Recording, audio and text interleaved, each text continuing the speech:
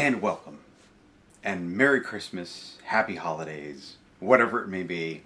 It's the Gil Can Run Show, episode 29, getting in right in the last minutes of Christmas edition. In fact, it'll probably be after Christmas by the time I actually get this up, but that's neither here nor there. So, went through the whole Christmas thing, right, and did all that, and it was interesting and kind of weird this year, partially because the weather is so weird, because it's so warm and not Christmassy around here. And I had this job interview in Italy, and I was waiting to hear back, and I haven't heard back yet, and I'm still hoping to hear back. He said that he would get back to me by Thursday. That didn't happen. I'm thinking that when he said that, he didn't realize that Thursday was Christmas Eve, and so maybe Monday I will hear something. Either way, I had a job interview. I thought it went very well. I'm pretty sure it went very well, but I am lacking a little experience in that area. So it's entirely possible that I won't get the job. That's okay. There are many jobs out there, and it doesn't necessarily have to be this one, but, I would like this one. It's in the area I want to be in physically. It is doing what I want to do, and I think it would be good. But that's neither here nor there right now. We're going to figure out as we go what's going to happen, and that'll be that. It's fine. So I have 7 days left of the holiday streaking challenge. I ran just 1 mile today. My watch actually told me I should take 31 hours yesterday after my run before I ran again. I didn't, because I had Christmas obligations. I had to go up to my father's house and do that sort of stuff, and so I only ran 1 mile today. I ran it pretty quickly, 7.5 minutes, which for me is pretty quickly. For a lot of people, it's not very quickly, and for other people, it's seriously quickly. In fact, Will Wheaton, which some of you may know from Star Trek: The Next Generation or Stand By Me, or The Big Bang Theory, as it were. He posts about stuff, and he's like doing a Couch to 5K program, and he was saying he did 2 miles in 24 minutes today. And I reminded him, I don't know if he actually reads his feed or not, but I reminded him that 2 miles at 24 minutes is the same distance as doing 2 miles at 12 minutes. You still went 2 miles. And that's something everyone that runs should always keep in mind. No matter how fast you've gone or how slow you've gone, you've covered however much distance you've covered. And that's the important part. Not everyone is a, 5-minute miler. Not everyone is a 6-minute or 7-minute or 8-minute miler. Different people are going to run different times, and how, dedicated you are, or how much time you can put in, because, Will Wheaton's an actor, right? I'm a guy who does odd jobs throughout life, who thinks he's finally found out what it is he's supposed to do. Maybe I took longer than others, or maybe others just accept life as it comes, and I'm more not so prone to settle, maybe. I'm more particular, I'm more demanding, possibly. I'm certainly more difficult to deal with than most other human beings that I've witnessed in life. So I probably think that there's a fair amount of truth to the idea that I'm probably a bit more demanding than most people as far as what's happening in my life. I'm not saying that's a good thing. I'm saying that that's just the way that it is, okay? I'm not passing any judgments on anyone who's like, they get out of high school and they're like, I know this is what I want to do, and they go and they do it their entire lives, and they're, happy. Certainly, they're probably a lot happier than I am most of the time. I've always had a very particular worldview, and I don't try and enforce it on others, but I expect my life to fit as best as possible into it. That might not be the best way to go about things all the time, but it's how it makes me comfortable, right? It's how I find comfort. And that comfort, I suppose, is where I find my happiness. You know, your results may vary. That's the way life goes, right? Results may vary. So, but I'm just sitting there and, just kind of processing through everything. And because this is a really big life change. I mean, if I get this job, I'm moving to Italy within a couple of weeks. So it's a very big life change. It's very sudden. And I need to figure out a whole bunch of stuff in a very short amount of time. But I'm pretty sure that that's where I want to be. That's what I want to do. I'm sure enough that I, without hesitation, would pick up and move if I got, the message tomorrow or whatever. Hey, you need to be here to start your job, January 7th. I would have no problem doing it. It's just a tall order, and there's a lot to think about, a lot to process. Just as a matter of, course for events in my life, and also on a more metaphysical level of, this is a very big change career-wise, and as I said, I think I finally figured out what it is that I want to do as far as a contribution to other human beings. Because I know what makes me happy, and I know how to do the things that I want to do to make me happy. But, on a personal level, but on a professional level or a societal level of how I can best make other, people happy, and not just people I care about, because that's easy too in general, but society on a whole. Believe it or not, I find that important. Most people would say, why bother? But once again, if I truly believe that we are all one, part of a collective consciousness, and literally, that makes me an idealist in the true sense of the word, not in some quixotic way, but certainly there's a certain amount of man of La Mancha in me, but in a very concrete, scientific way, in that understanding of the word idealism, I very much am one. I was actually, very oddly enough, one of my friends just posted a video about the quantum proof of idealism, or I should say not the proof of idealism, but the quantum proof that materialism, realism, is actually not the way the world works. There's no physical reality beyond the observation of the consciousness, not observation of the individual. Our individual observations, while they will determine how a wavelength takes shape, we have no control over it, right? I can't sit there and say, okay, I'm going to view this I'm going to view this wavelength now and make it do this. I can't control it. I can't control if it's going to act like a wave or a particle. All I can do is observe it and let it take whatever state it's going to take. However the observation takes shape, that's how the observation takes shape. I don't get to control it. But collective consciousness determines reality. Those collective observations determine what reality is. There is no objective reality beyond what is observed. That is to say, it's all just a wavelength on a quantum level until some force observes it.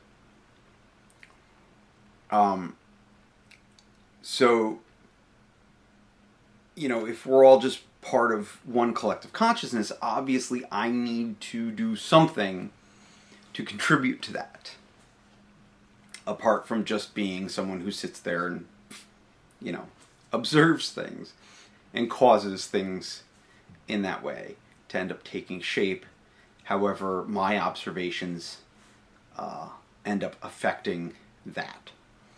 And don't get me wrong, it's not all on a quantum level. They've actually expanded out into a visible level these quantum effects on a macro level. So, you know, they've gotten to things that are visible, but not all the way out, obviously. But certainly, you know, the electron experiment, the electron beam experiment, where you would expect that, you know, the electrons shot through a slit would act like particles, and then it turns out it's actually acting like a wave. And then if you observe it, it does act like a particle, but if you just, you know, back off and just let the electrons fly, they end up making wave pattern. That's how they originally proved that quantum mechanics and all that stuff actually exists, even though Einstein and others were saying, no, this can't be, because it doesn't make any sense. And then you know, Einstein's spooky action at a distance, which he was actually saying spooky action at a distance. He was saying that like pejoratively. He was saying, you know, ooh, it would be spooky action, and it makes no sense. In a realist interpretation of the universe and of physics, yes, it makes no sense. But in an idealist interpretation, it does make sense. And then what was it, 10 years ago, 20 years ago? Somebody actually did prove that spooky action at a distance, you entangle two quantum particles and then separate them, and you can act on one and seemingly defying the laws of relativity and going faster than the speed of light. The other entangled particle does end up acting in the same manner when you react. You know, when you act on one, it causes the other one to have the same action. So all those things keep getting proven to be true, which keeps telling us that observation is the key to reality, that reality doesn't exist. I'm getting way deep here. That reality doesn't exist without something observing it. But once again, you observing it or I observing it, we don't have any power to determine the observations. You know, I'm not going to say, I'm going to observe this and it's going to be like this, and then it happens. We don't get to do that. We just observe it and it takes shape. So it's going to take whatever shape it wants, because behind it all is a collective consciousness of everything that is observing itself. We just happen to be the conscious entity recording it, as it were. So we record these observations and, you know, basically report back on ourselves.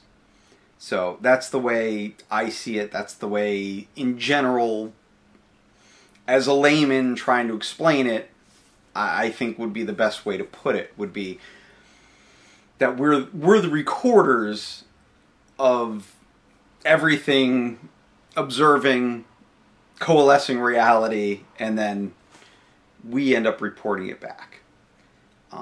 I think that's probably the best way to do it, the best way to explain it.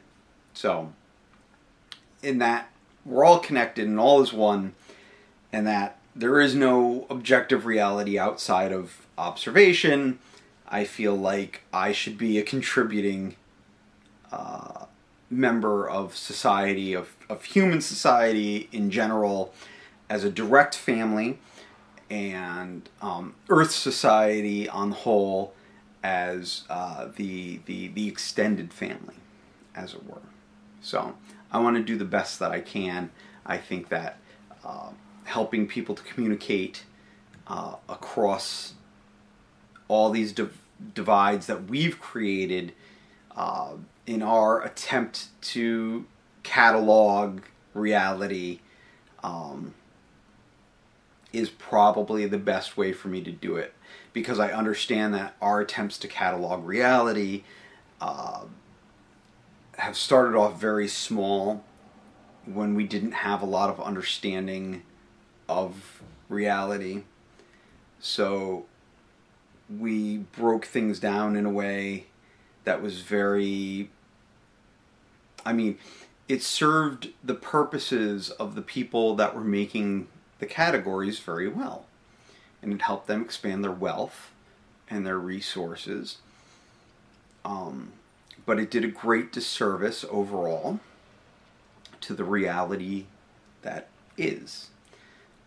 Because it was very petty and very small in and of itself in trying to, you know,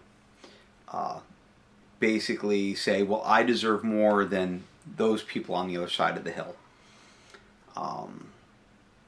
And breaking things down in that manner in order to, you know, create division in order to explain away why I get to take this and they don't get to have it.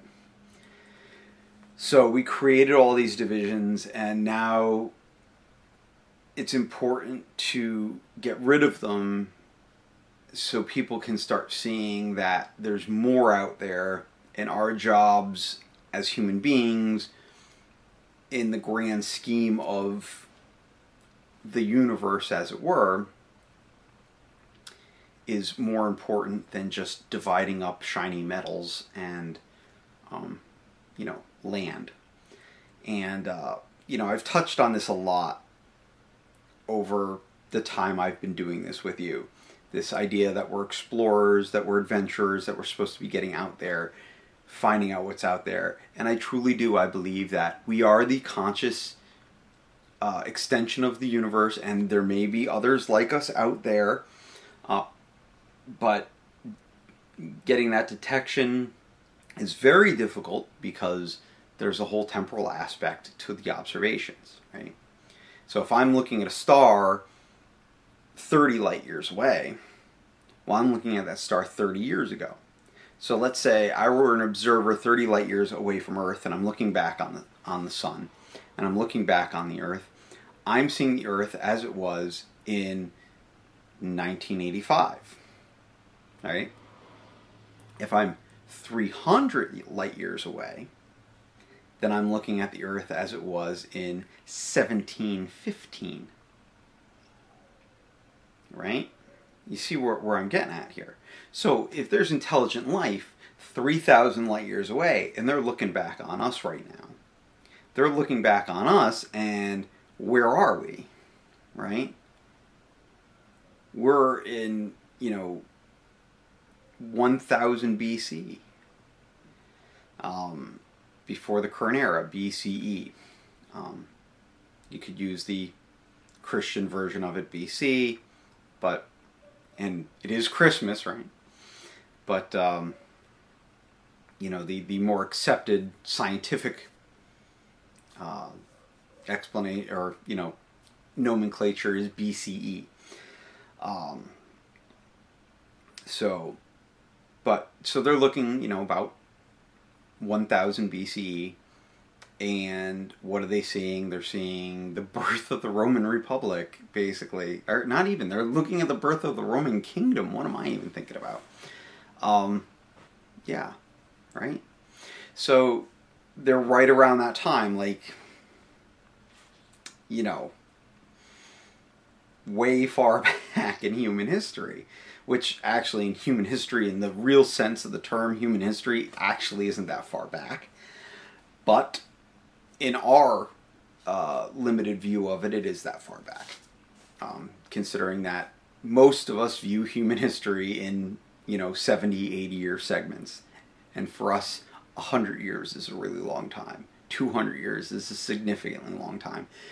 But in evolutionary standards and geological standards, it's not all that long. I'm being really sciencey on Christmas, and like, anyway, my point is that it's very difficult to detect other intelligent life. I truly believe that we're not the only intelligent life in the universe. Just statistically, it seems very improbable that we're it. But either way, We are part of the universe looking back on itself and recording it. I don't know what exactly we're recording it for, but we are recording it. So, clearly, I'm recording this right now, right? So, in a very macro sense, here I am. But also, just in our everyday lives, we catalog, we categorize, we record things, we pass that information along, and all things great and small, right? So, that's kind of, where I'm at right now. And I really believe that, we have to come together. We need to get not necessarily common language in the sense of actual language, like everybody speaking English. We need a common language in the way in which we talk about things. But getting people to a common physical language in the beginning helps to start to breed understanding of a more metaphorical language, the way that we look at the world, like I've been talking about, as I've realized that I need to look at all human beings as my brothers and sisters, that I need to look at animals as my biological and evolutionary cousins, and that's where I've determined not to eat them anymore, right? So, as I've learned that language, okay, as I've started to look at the world that way, I have developed this sense, and it's started to bring all these feelings that I used to have about how the universe was and how the universe worked, and it started to give me an overall language that I've been sharing with you about our place in the universe, what it is, what it means, and a lot of that, because I've been running and I have all this time and I think and and I don't think I think when you run, I think people tend to think more about things.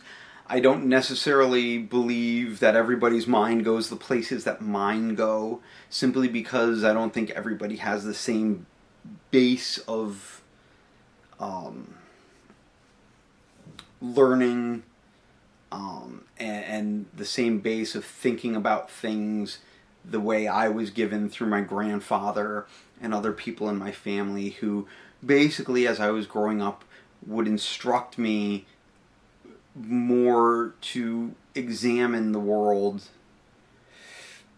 and think about how everything comes together, right?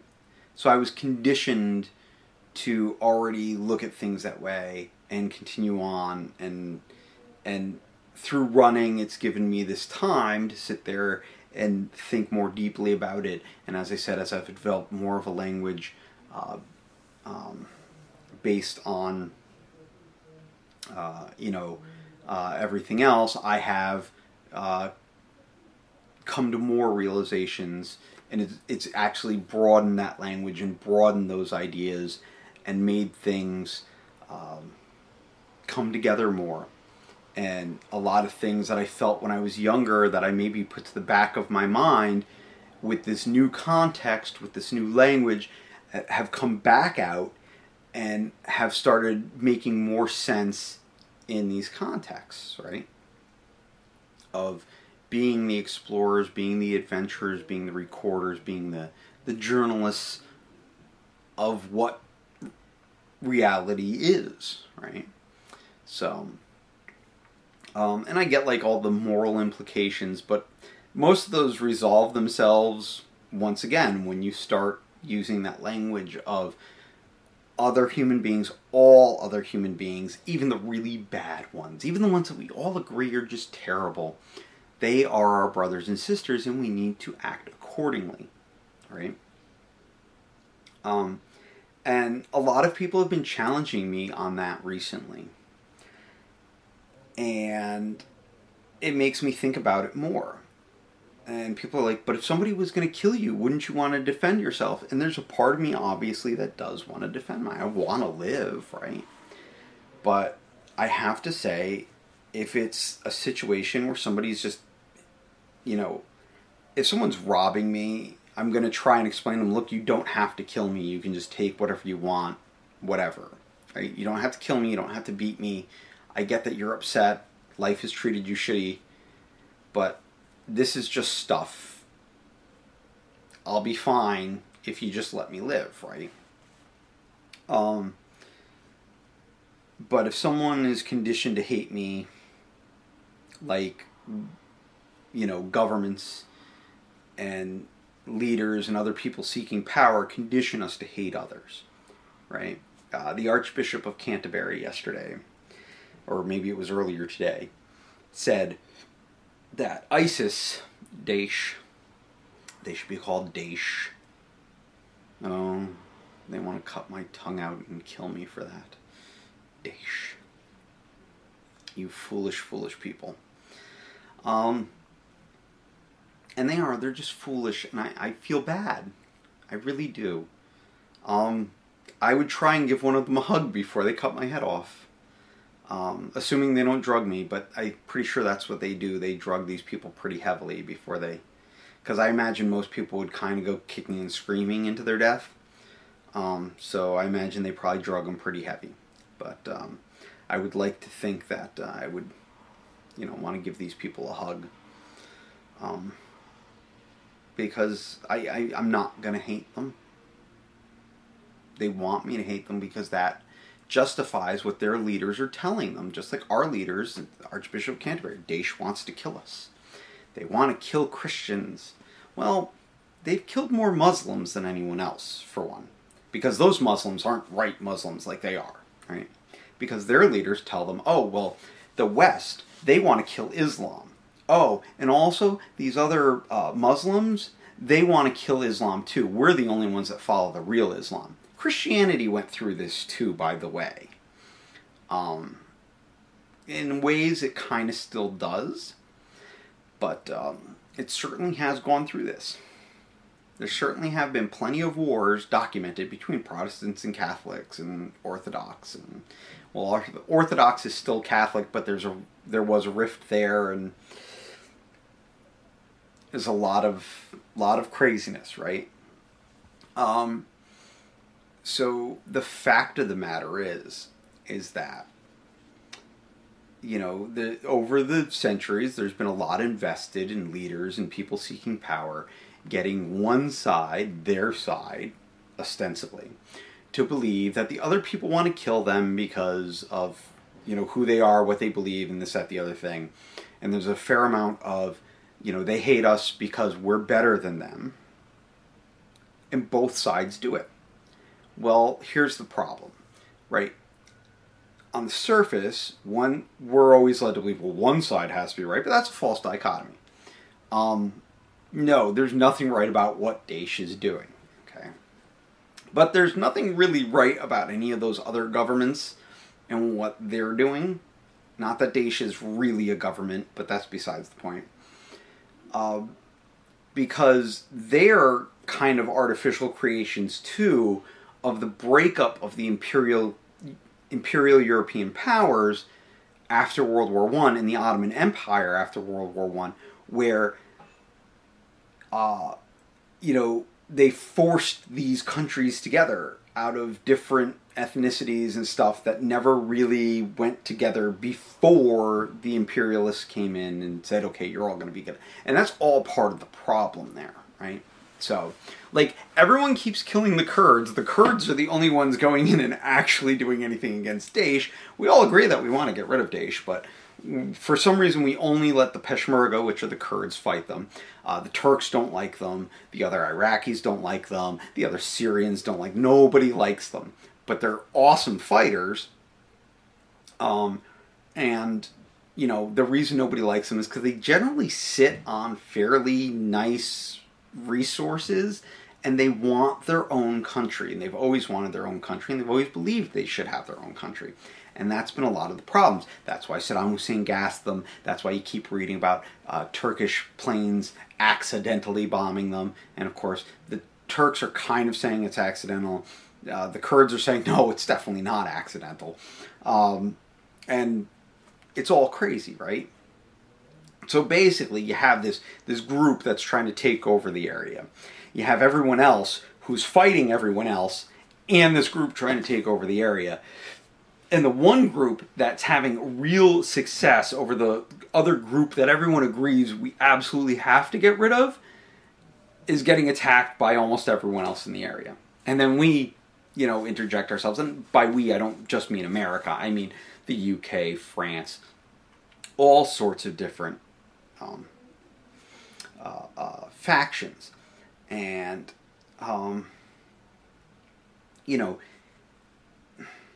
it makes it very easy for these people, just like the Archbishop of Canterbury, to say, well, they want to destroy Christianity. They want to destroy the West. To sit there and say, well, look at what these people are doing. They want to destroy Islam. They want to destroy the Middle East. They want to destroy us. They want to kill your family. And as the bombs are falling and these people's families are dying, they sit there and say, well, obviously they do, right?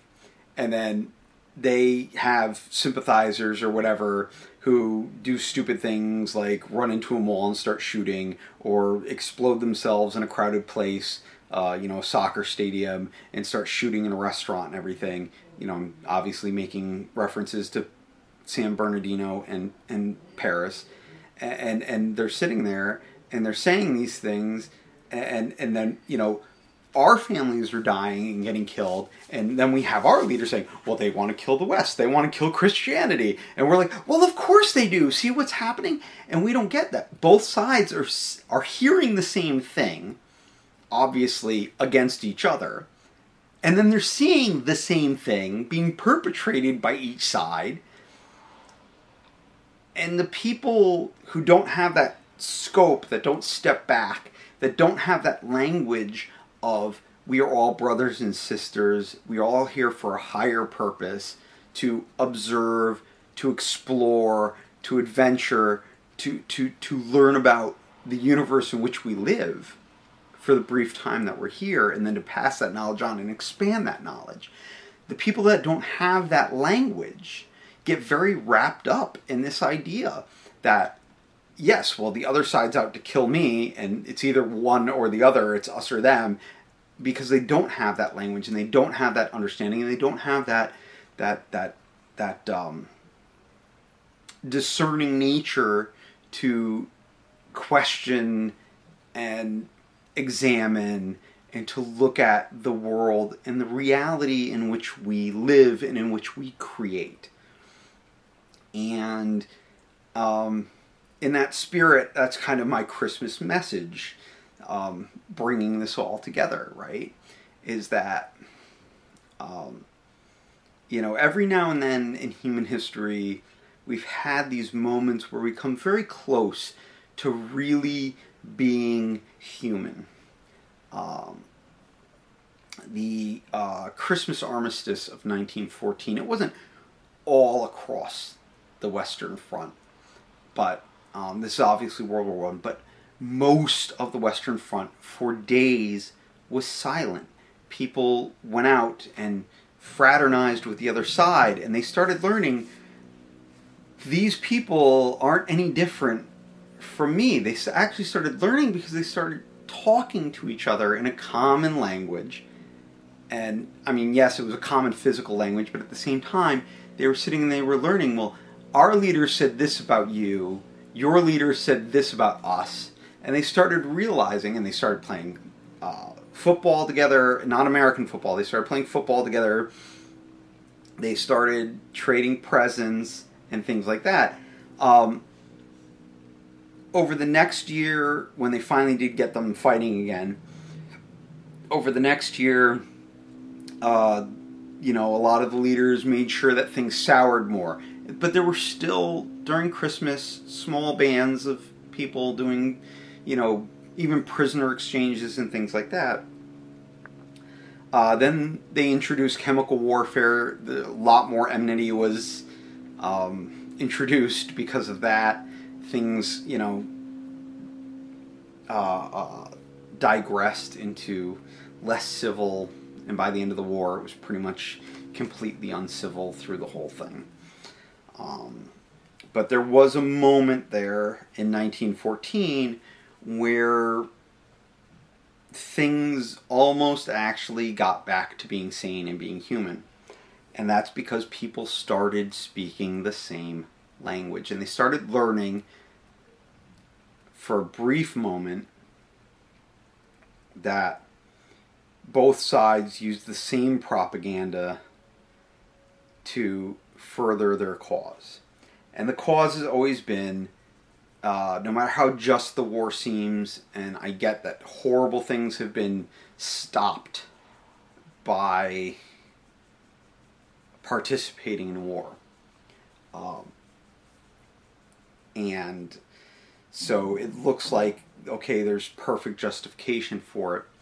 But the fact is, in the end, it's always been about resources and about wealth. And leaders just use different things, right? And they'll kill whoever they have to kill to make it happen. And it's horrible, right? But we do. We come around every now and then, and we have these moments where we come very close to getting it and to being human and whatnot. And, you know,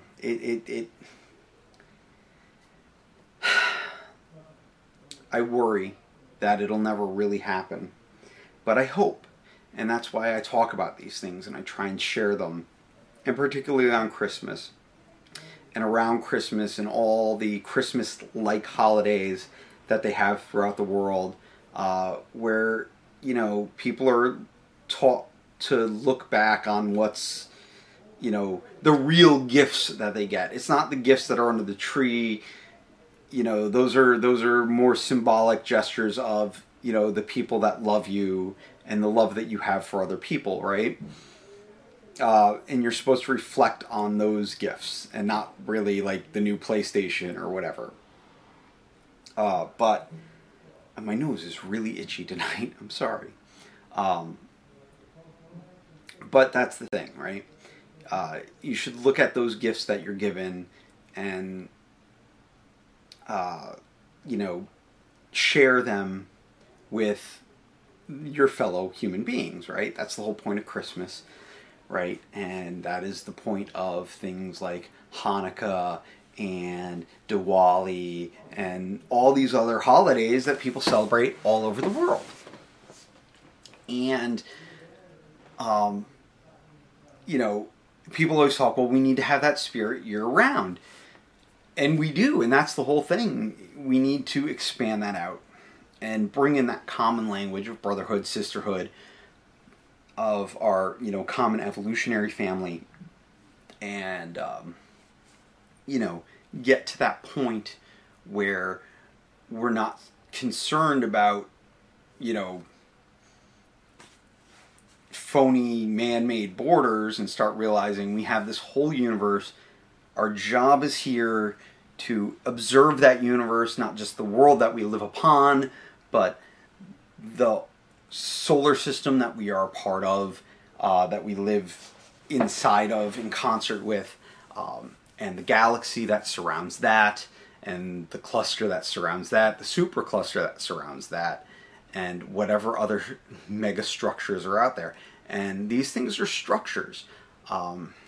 They're structured in a way to keep everything, you know, moving and to allow for these things to happen. Why did it get that way? You know, we're not 100% sure yet. We're not sure why matter won, why the certain rules won the way that they won. We don't know because we haven't explored that far yet, because exploring that far takes a lot more energy than we have currently available to us. And I mean physical energy. I mean, you know, power. Exploring these things takes a tremendous amount of power, which under our current system takes a tremendous amount of wealth.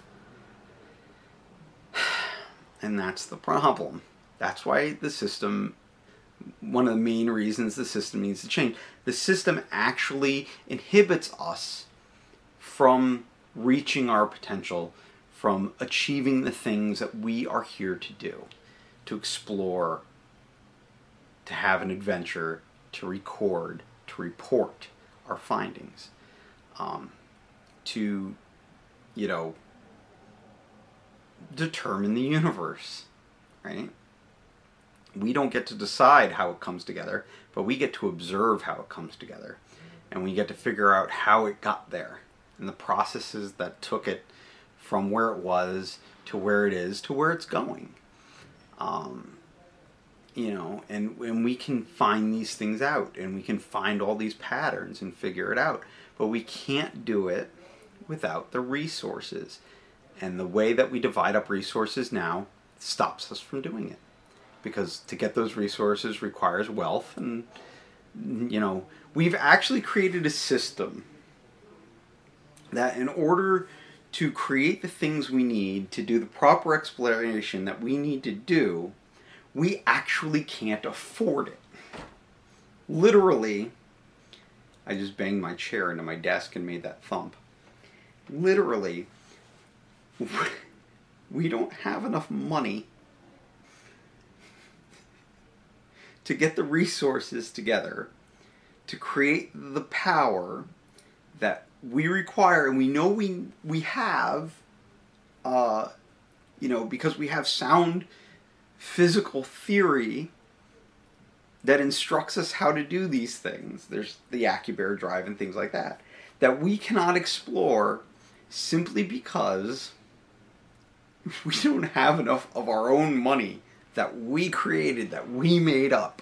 We made this up, and it inhibits us from expanding our knowledge of the universe.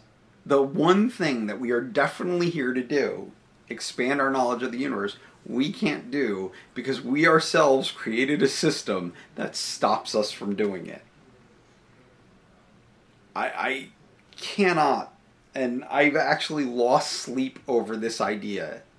There have been nights where I've tossed and turned in bed because how do you do that? How are you so short-sighted that you stop yourself from your one true purpose?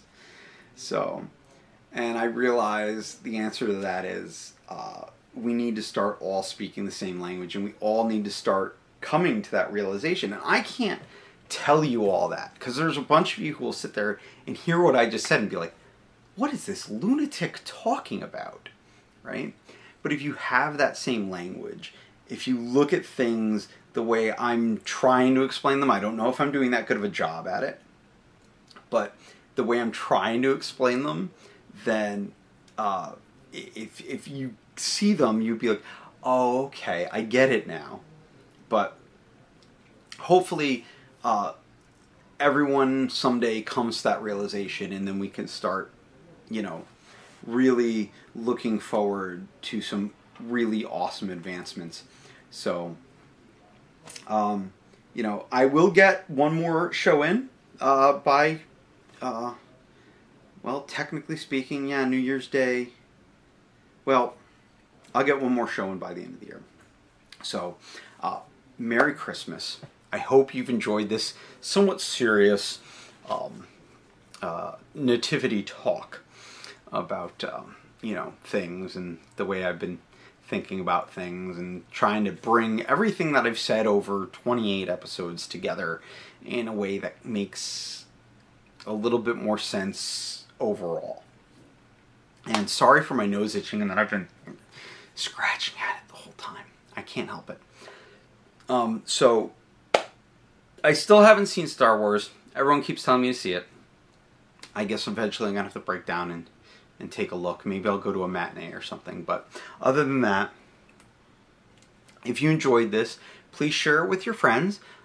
Get them to like gilcanrun.com, Gil Can Run on the Facebooks. Go to Gil Can Run. Participate. Talk, you know, amongst yourselves. Throw questions my way. Throw statements my way. Whatever you want to do. You know, participate. As I said, I hope that, like, you know, once again, I'm not trying to tell anyone how to live. I'm just saying these are the things that I've realized, that I've come to see. And I'm trying to, as I said, share this language to get people to think about things that way and say, come to the realization that things are a certain way. And I'm not trying to tell you that things are a certain way. Take anything that I say and examine it for yourself and come to your own conclusions. I'm fairly confident that your conclusions will be fairly much in line with mine. When properly examining all the facts, you can look up things about quantum entanglement and quantum superposition and things like that, and they will tell you, if you read really carefully and really pay attention and take notes, you'll probably end up learning more than I understand about it. And the thing is that anybody that tells you that they understand quantum anything doesn't understand it, okay? I don't understand it. It's just based on the things that I've learned to this point, this is what makes sense to me. So, if you want to look it up yourself, please look it up yourself. There's a million videos and books and everything online, and you can check it out. And, hopefully it'll do you some good. So I hope you enjoyed. Share if you did. Comment, question, whatever you want. Talk to me. It's cool. And I will see you next week for episode 30. I hope. So until then, have fun. Keep running. And remember, if Gil can run, so can you. Ciao.